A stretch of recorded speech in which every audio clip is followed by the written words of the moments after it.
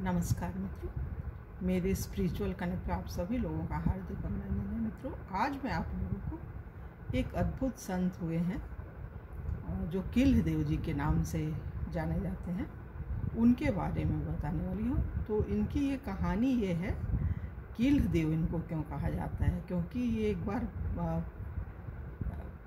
पूजा कर रहे थे और राजा की सवारी आ रही थी और वो हटे नहीं वहाँ पे। तो राजा ने अपने सैनिकों से बोला कि इनके सर में कील ठोक दो, ये उठ नहीं रहे हैं। तो जब कील ठोकी गई तो कील बिल्कुल पानी जैसी हो गई। मित्रों, तो ये कहानी अभी इसको ध्यान से आप लोग सुनेंगे तो बहुत अच्छा लगेगा। भक्तमाल में तो सारे संत अद्भुत हैं, सबकी एक अद्भुत कहानी है, तो उसमें तो सब एक से बढ़ के एक है, उसमें क्या बोले मित्रों। और एक अनुरोध आप लोगों से मित्रों, यदि मेरे इस स्पिरिचुअल कनेक्ट को सब्सक्राइब न किया हो तो सब्सक्राइब कर लीजिए और ज़्यादा से ज़्यादा लोगों को शेयर भी कीजिए मित्रों। तो चलिए हम लोग शुरू करते हैं संत श्री किल्ह देव जी के बारे में। जिस प्रकार गंगा जी के पुत्र श्री भीष्म पितामह जी को मृत्यु ने नष्ट नहीं किया, उसी प्रकार स्वामी श्री किल्ह देव जी भी साधारण जीवों की तरह मृत्यु के वश में नहीं हुए, बल्कि उन्होंने अपनी इच्छा से प्राणों का त्याग किया। कारण कि आपकी चित्तवृत्ति दिन रात श्री रामचंद्र जी के चरणारविंदों में लगी रहती थी। आप माया के षड विकारों को विजय प्राप्त करने वाले महान शूरवीर थे। सदा हमेशा भगवत भजन में लगे रहते थे। सभी प्राणी आपको देखते ही नतमस्तक हो जाते थे और आप सभी प्राणियों में अपने इष्ट देव को देखकर उन्हें सिर झुकाते थे। ये कितनी बड़ी बात है जब संतत्व इस स्तर पर पहुंच जाता है कि सब भगवान का ही स्वरूप है। फिर तब आदमी कभी अनित अन्याय नहीं करता है और अच्छा ही काम करता है। अपने शत्रुओं के साथ भी अच्छा व्यवहार, शत्रु तो होते ही है। जैसे एक व्यक्ति अच्छा है ना, उसके विचार अच्छे हैं और दूसरा उसके अनुरूप नहीं है, तो ऑटोमेटिक उससे एक दूरी सी हो जाती है, अच्छा नहीं लगता है। लेकिन वो जब संत एक व्यक्ति बन जाता है तो कैसा होता है, शत्रु में भी वो देखता है। अब वो ऐसे ऐसे संत हुए हैं कि सांप ने एक बार काटा तो उसको 2-3 बार और बोले उसका भी पेट नहीं भरा और सांप निकल के चला गया। ऐसे ऐसे संत हैं धरती पे। तो क्या अद्भुत चीज़ें होती हैं संतों के जीवन में। सांख्य शास्त्र तथा योग का आपको सुदृढ़ ज्ञान था और योग की क्रियाओं का आपको इतना सुंदर अनुभव था कि जैसे हाथ में रखे आंवले का होता है। ब्रह्मरंध्र के मार्ग से प्राणों को निकालकर आपने शरीर का त्याग किया और अपने योगाभ्यास बल से भगवत रूप पार्षदत्व मतलब भगवान के पार्षद बने, ये है कहने का। इस प्रकार श्री सुमेरु देव जी के सुपुत्र श्री किल्ह देव जी ने अपने पवित्र यश को पृथ्वी पर फैलाया। आप विश्वविख्यात संत हुए। और भी सुनिए मित्रों, श्री किल्ह देव जी महाराज श्री पैहारी से कृष्णदास जी महाराज के प्रधान शिष्यों में से एक थे। श्री पैहारी जी के परम धाम गमन के बाद गलता गादी, जो गलता गादी यहाँ जयपुर में ही है मित्रों, के महंत आप ही हुए। आप दिव्य दृष्टि संपन्न परम वैष्णव सिद्ध संत थे। कहते हैं कि भक्तमाल ग्रंथ के रचनाकार श्री नाभादास जी महाराज के नेत्र के चिन्ह भी नहीं थे। श्री किल्ह देव जी ने अपने कमंडलू के जल से उनके नेत्र स्थान को धुला, जिससे उनके बाह्य चक्षु प्रकट हो गए। कहते हैं कि एक बार श्री किल्ह देव जी मथुरापुरी आए हुए थे और श्री यमुना जी में स्नान कर एकांत में समाधिस्थ हो भगवत ध्यान करने लगे। उसी समय बादशाह के दिल्ली से मथुरा आगमन की सूचना मिली। सेना तुरंत व्यवस्था में लग गई। रास्ता साफ किया जाने लगा। सब लोग तो हट गए, परंतु ध्यानावस्थित होने के कारण श्री किल्ह देव जी महाराज को बाह्य जगत की कुछ खबर ही नहीं थी। वे समाधि में स्थिर होकर बैठे थे। किसी सिपाही ने जाकर बादशाह को बताया कि हुजूर, एक हिंदू फकीर रास्ते में बैठा है और हमारे शोर मचाने पर भी नहीं उठ रहा है। उसने फौरन हुक्म दिया कि उस काफिर के माथे में लोहे की कील ठोंक दो। हुक्म मिलते ही दुष्ट सिपाहियों ने लोहे की एक कील लेकर किल्ह जी के माथे में ठोकना शुरू किया। परंतु आश्चर्य क्या होता है, देखिए श्री किल्ह जी तो वैसे ही शांत निर्विकार बने रहे, परंतु उनके माथे का स्पर्श करते ही वह लोहे की कील गलकर पानी हो गई।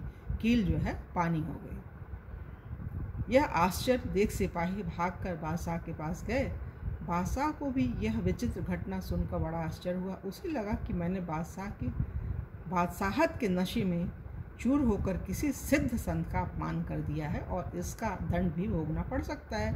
अतः भागता हुआ जाकर श्री किल्ह जी के महाराज जी के चरणों में गिर पड़ा। बादशाह जाकर उनके चरणों में गिर पड़ा और बार बार क्षमा मांगने लगा। थोड़ी देर बाद जब किल्ह जी की समाधि टूटी और वे अंतः जगत से बाह्य जगत में आए तो उन्हें इस घटना का ज्ञान हुआ। श्री किल्ह जी महाराज तो परम संत थे, उनके मन में क्रोध के लिए कहाँ स्थान था।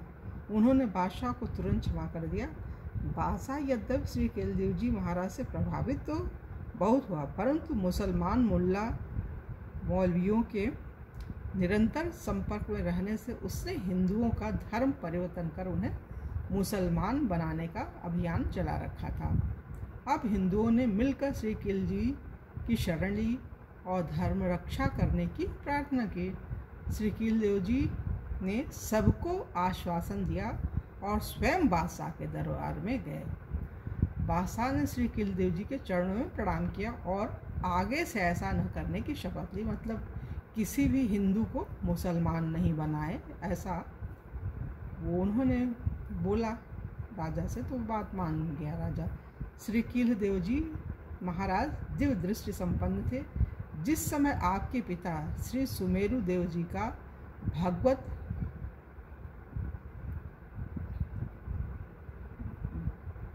मतलब जिस समय उनका देहावसान हुआ उस समय आप श्री मथुरा जी में विराजमान थे और आपके समीप ही राजा मानसिंह बैठे थे।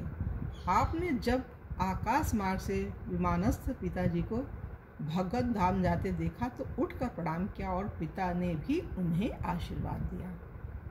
इनके अतिरिक्त अन्य किसी को इनके पिता नहीं दिखाई दिए, इसलिए राजा मानसिंह को बहुत आश्चर्य हुआ। उन्होंने श्री किल्ह जी से पूछा कि प्रभु आप क्यों उठे और हाथ जोड़कर किसने प्रणाम किया था आपने। श्री किल्ह जी ने कहा उन्हें पिताजी के परम धाम की बात बताई, मतलब उन्होंने उनके देहावसान की बात बताई और बोला कि इसी मार्ग से वो जा रहे हैं स्वर्गलोक को। आप क्यों उठे और हाथ जोड़कर किसे प्रणाम किया। श्री किल्ह जी ने उन्हें पिताजी के स्वर्गवास होने की बात बताई। मानसिंह को बहुत आश्चर्य हुआ क्योंकि श्री किल्ह जी के पिताजी का शरीर छूटा था गुजरात में और श्री किल्ह जी थे मथुरा में। ऐसे में श्री किल्ह जी को पिता का दर्शन कैसे हुआ, यह मानसिंह के लिए आश्चर्य की बात, सभी के लिए आश्चर्य की बात है। उन्होंने तुरंत ही अपने दूतों को गुजरात भेजकर सत्यता की जानकारी की। श्री किल्ह जी की बात अक्षरशः सत्य प्रमाणित हुई। इससे राजा मानसिंह को इन पर बहुत ही श्रद्धा हो गई। और एक घटना सुनिए मित्रों, उनके संतत्व की एक दूसरी घटना इस प्रकार है। एक बार की बात है, आप अपने आराध्य प्रभु श्री सीताराम जी महाराज की सेवा कर रहे थे। आपने माला निकालने के लिए पिटारी में जैसे ही हाथ डाला वैसे ही उसमें बैठे एक विषधर सर्प ने आपके हाथ में काट लिया। करुणा विग्रह आपने उस अपकारी सर्प पर भी दया की और उसे भूखा जानकर पुनः अपना हाथ पिटारी में डाल दिया। इस प्रकार आपने 3 बार पिटारी में हाथ डाला और सर्प ने 3 बार काटा। चौथी बार वह स्वयं पिटारे से बाहर चला गया। इस प्रकार आपने सर्प को भी अतिथि मानकर उसका सत्कार किया और उसकी क्षुधा पूर्ति की। श्री राम कृपा से उस विषधर के विष का आप पर कोई प्रभाव भी नहीं हुआ। सत्य है, जब भजन के प्रभाव से काल व्याल का विष नहीं व्यापता तो लौकिक व्याल का विष क्या व्यापेगा। श्री किल्ह जी महाराज सिद्ध संत थे। भविष्य की बातें जान लेने की उनमें सामर्थ्य, मतलब भविष्य में जो जो घटनाएं होने वाली हैं वो चीज़ें भी वो पहले से ही जान जाते थे। जब उन्हें भगवत धाम जाना हुआ तो पहले से ही संतों के पास इस आशय का संदेश भेज दिया और संतों से संकीर्तन करने को कहा। संकीर्तन सुनते हुए कि आपने ब्रह्मरंध्र से अपने प्राणों का उत्क्रमण किया। तो ये अद्भुत संत है मित्रों, इनकी महिमा तो जितना हम लोग गाएं, सुने, एक दूसरे को शेयर करें तो सभी को लाभ होगा, सभी को ज्ञान मिलेगा। भक्तमाल की कथा भगवान आकर के सुनते हैं। अगर आप भक्तमाल की कथा सुन रहे हो, किसी को सुना रहे हो, तो उस जगह पर भगवान स्वयं आ जाते हैं। और एक ये बहुत नेक काम है मित्रों, इस चीज़ को, ये जो हम वीडियो बनाते हैं भगवान की भक्ति का होता है। ज़्यादा से ज़्यादा लोगों को शेयर कीजिए और पुण्य के भागी बनिए, इससे सबको सुख शांति मिलेगी। इस समय कोरोना है, कोरोना में आदमी क्या है, वही कोरोना में वही सारी न्यूज़ें आती हैं मरने की, दुख की, ये तकलीफ़ों की। तो कम से कम थोड़ी देर आदमी सुनेगा तो उसको शांति तो मिलेगी, सुकून तो मिलेगा, भगवान पर आस्था होगी और ये लगेगा जो भगवान ने लिखा है वही होगा, हमें सत्कर्म करना है। ये सब चीज़ें हैं मित्रों, तो उसमें अब ज़्यादा न बोलते हुए हम सोचते हैं अपनी वाणी को यहीं विराम देना चाहिए। और कल अगली वीडियो आप लोगों से पुनः किसी दूसरे संत के बारे में बताएंगे। तब तक के लिए जय हिंद, जय भारत, ओम शांति।